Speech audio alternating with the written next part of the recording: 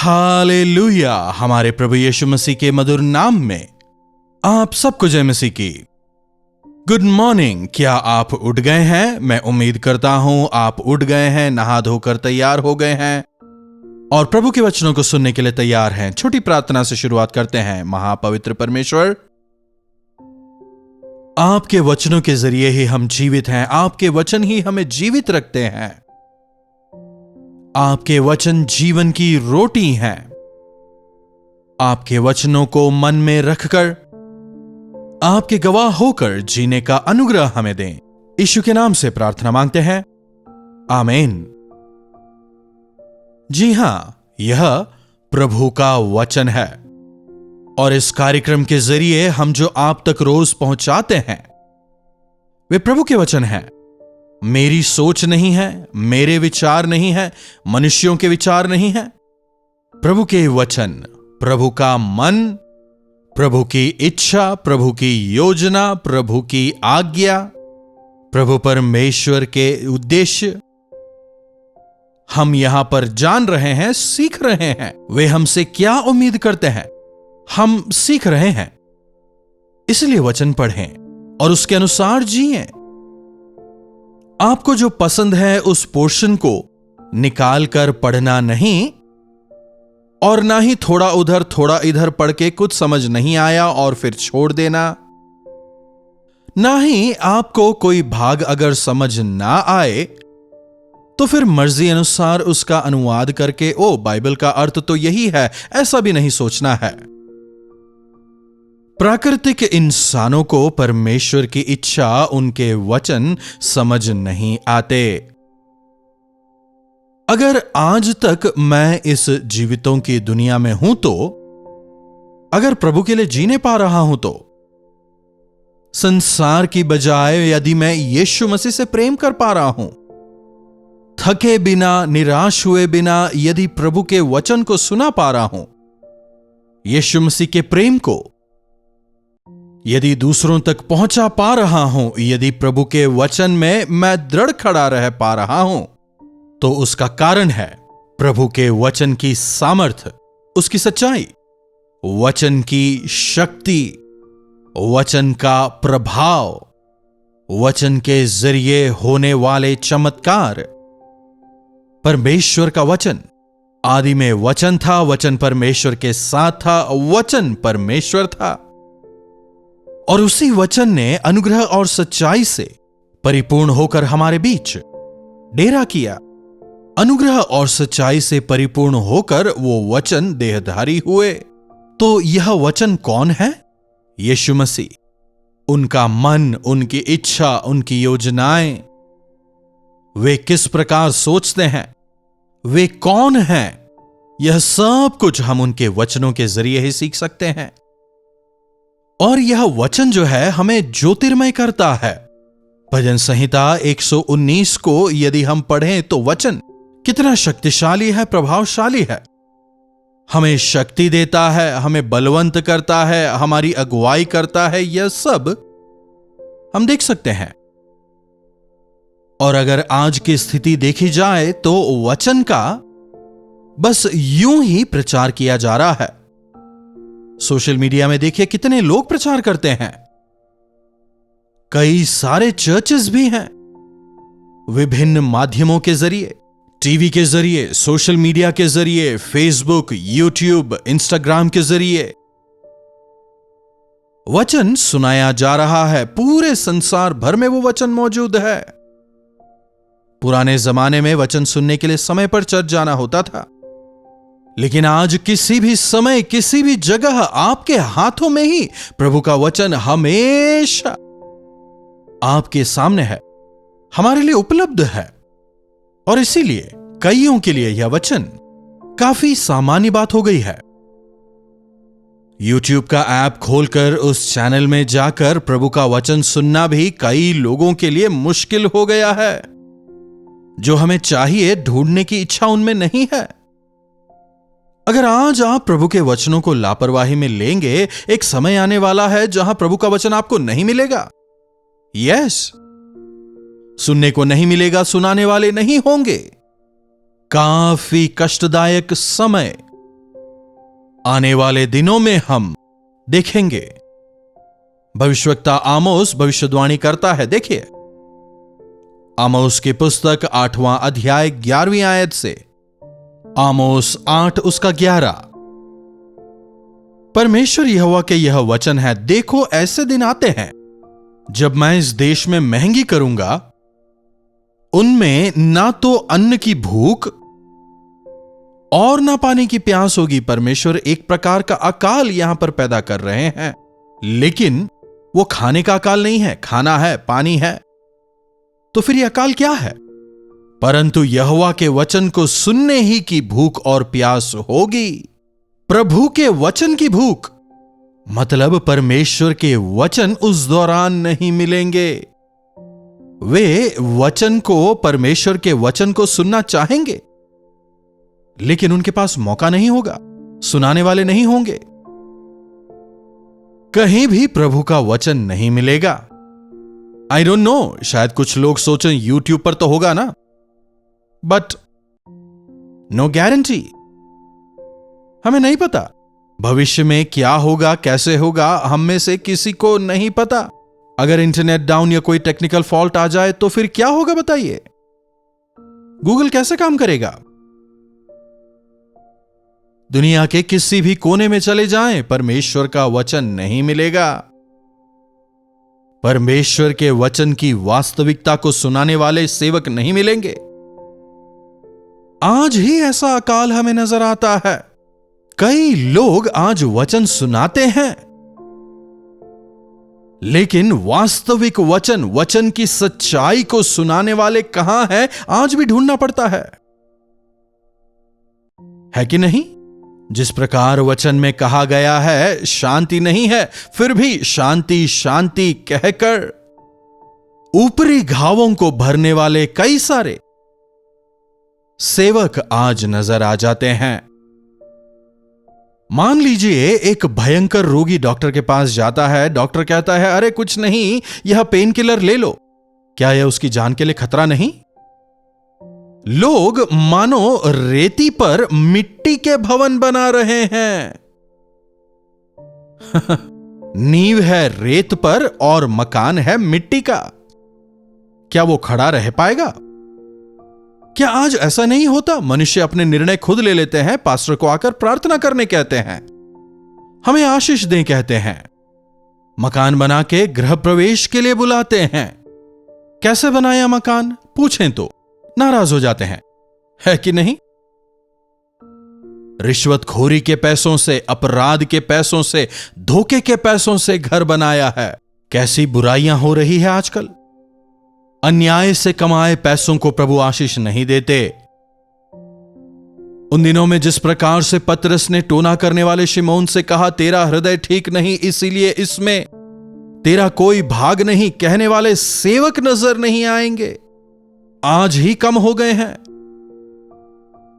तुम्हारे हृदय में पाप है, तुम्हारा हृदय परमेश्वर के सामने ठीक नहीं है, पश्चाताप करो।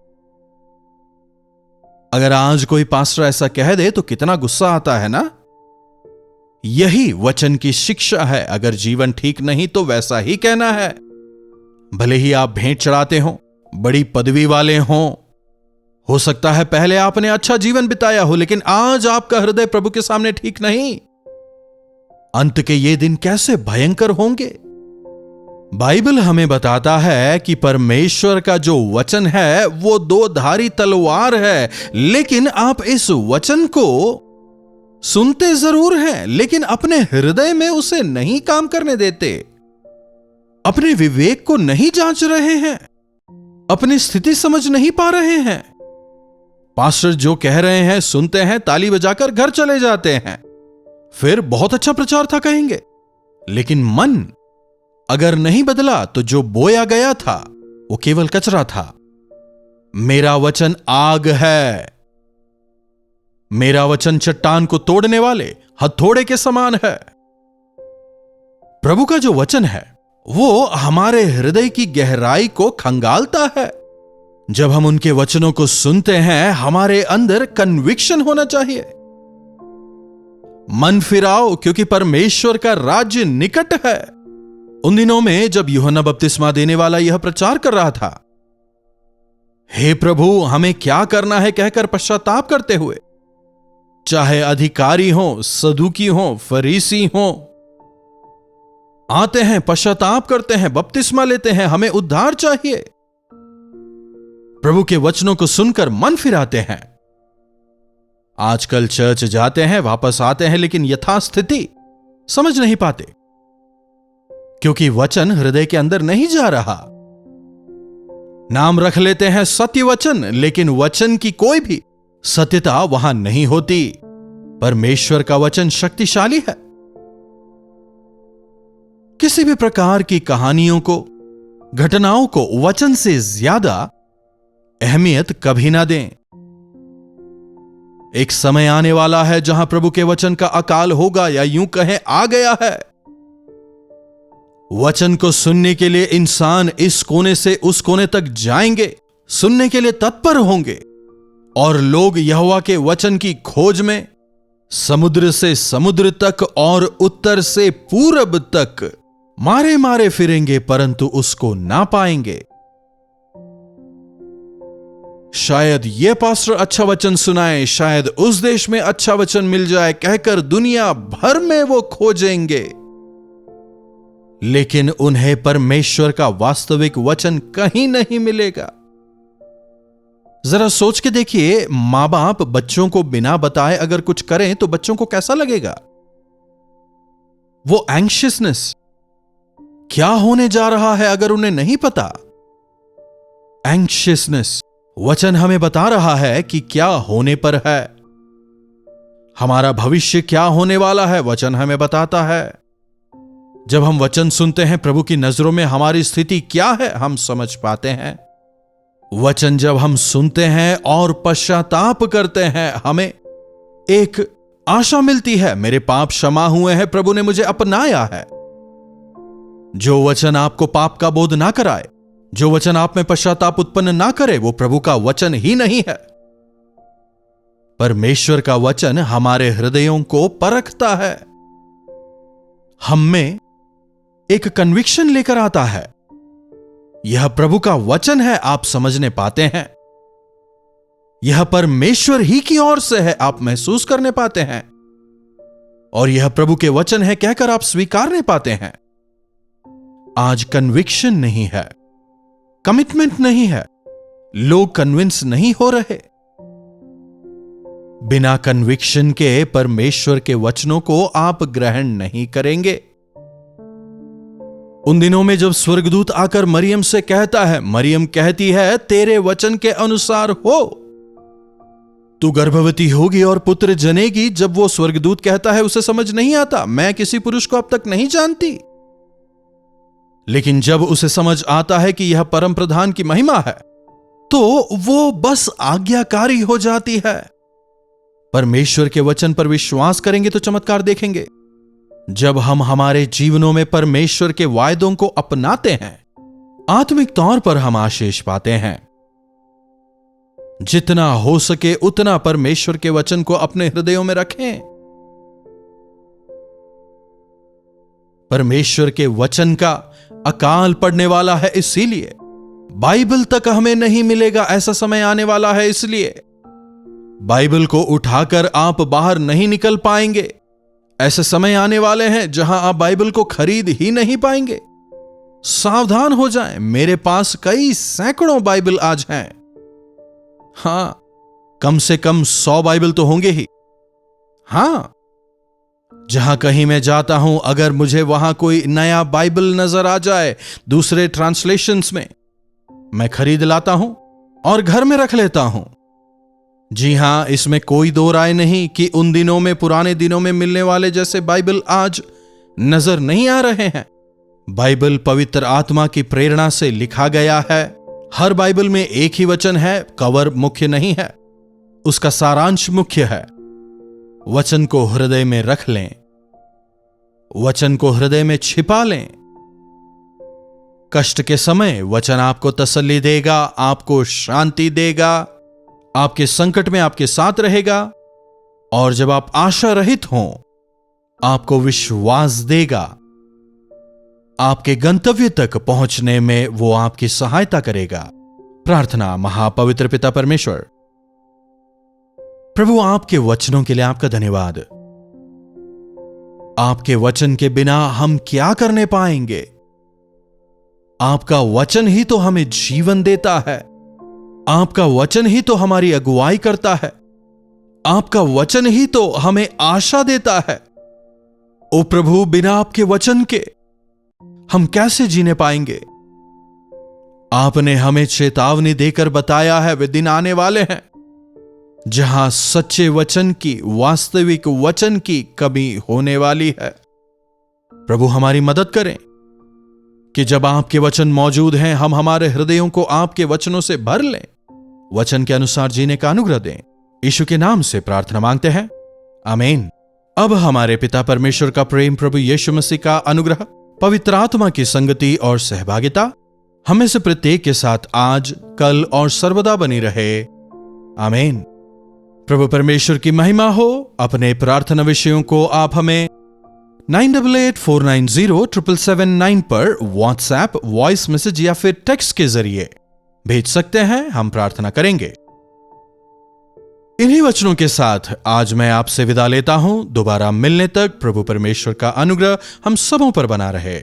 दिल्ली और दिल्ली के आसपास के दर्शकों के लिए खुशखबरी। डॉक्टर जयपॉल अपने दर्शकों से मिलने के लिए दिल्ली में एक दिन के गेट टुगेदर के लिए आ रहे हैं। तारीख है 12 नवंबर। पहला सेशन दोपहर 2 बजे से 5 बजे तक, दूसरा सेशन शाम 6 बजे से 9 बजे तक। जगह है YWCA कॉन्सेंटिया हॉल, बंगला साहब गुरुद्वारा के पास, अशोक रोड, नई दिल्ली। अधिक जानकारी के लिए हमसे संपर्क कीजिए 8939393939 पर। तो डॉक्टर जयपॉल से मुलाकात करना न चूकें। कलवरी दर्शन, ये है प्रेम के दर्शन, यीशु प्रेम के दर्शन।